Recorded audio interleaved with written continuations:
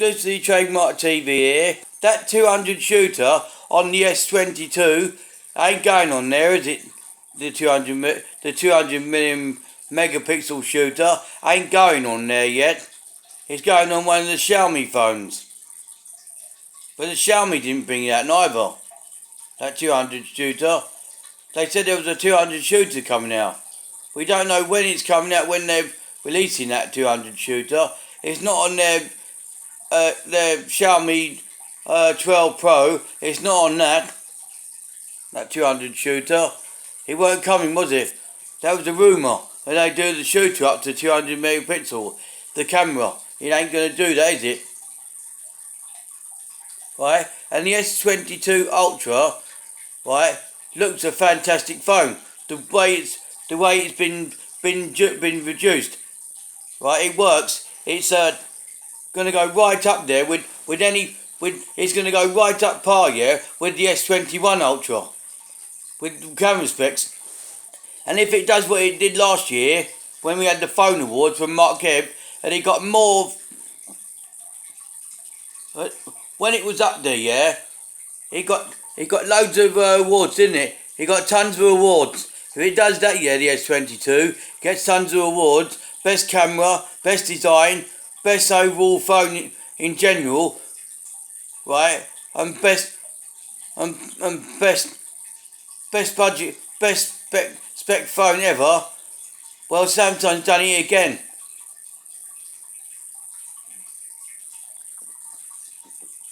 Well, when they done the S20, they got the camera specs better on the S21 Ultra. They're going to do it again now on the S22. They're going again. And if the battery is up there, as they say, the battery's going to be a lot better and a lot faster charging. Well, let's go, shall we? Let's see Samsung really push it in the YouTube space. See the phone's going to be the dogs, in it. And if they're doing a 1 terabyte S22,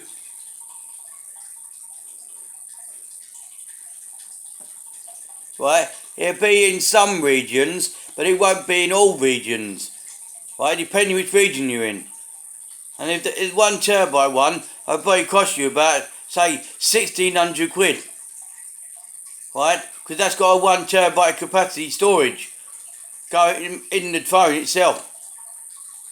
And you obviously know that, didn't you? The 1 terabyte version, they go right up there, and it will as better work. And you know that's going to be an intuitive phone, the S22. It's going to be smooth from Samsung. It'll be a smooth ride. And I don't know whether they're going to do 16 gigs of RAM, or 8 gigs of RAM, or bump it up to an 18 gig RAM, which will be the largest RAM on the planet, which will make it even smoother, yeah, in between the multitasking of apps that you open up in the background.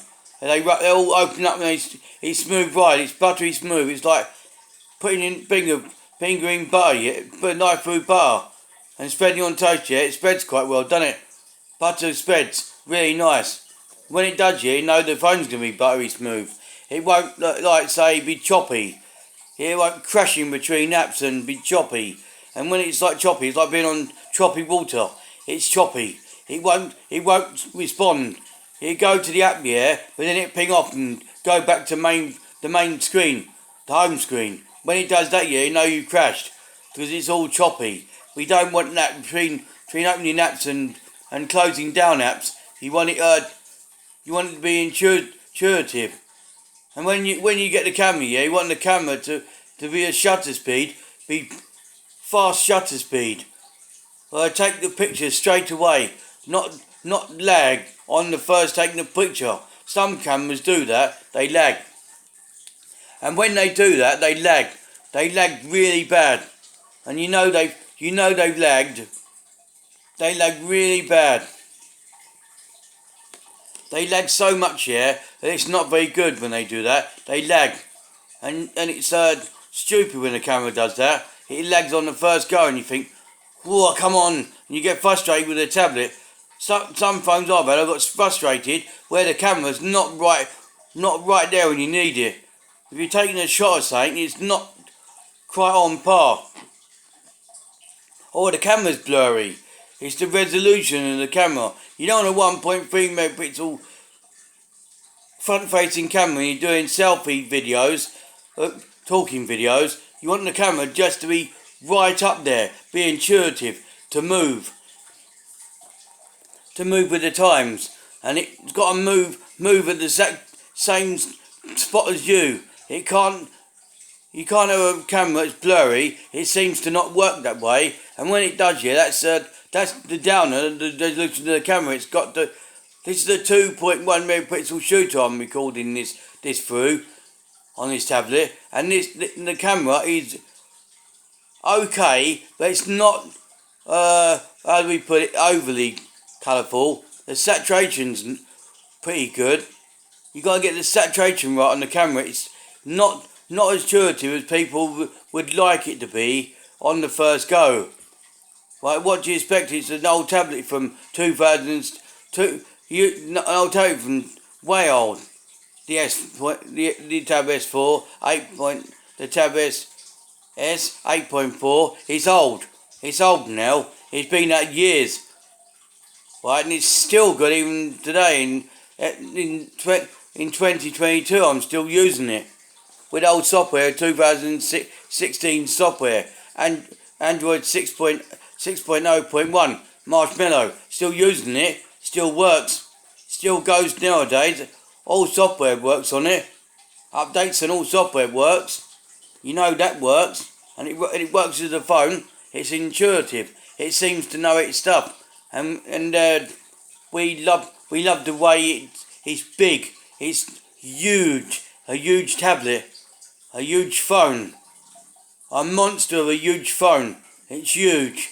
It's got to be the hugest phone I've ever had, or ever likely to hold, and I love the way it works. It's the best ever. It seems to work, and I love the way the camera gets right detailed. It gets the details, the detail of the shot. It seems to get all the colour saturation right. Right? I wouldn't recommend going back to an old 5-inch phone or a 4.5 after you've been to a big smartphone in 8.4-inch screen or anything up above that. If you go to say 11-inch phone, 11-inch tablet, and it's got a phone feature, don't go back to a 5-inch phone or even below that, a 4.5 or 4-inch phone. You feel such a burk, you will as well.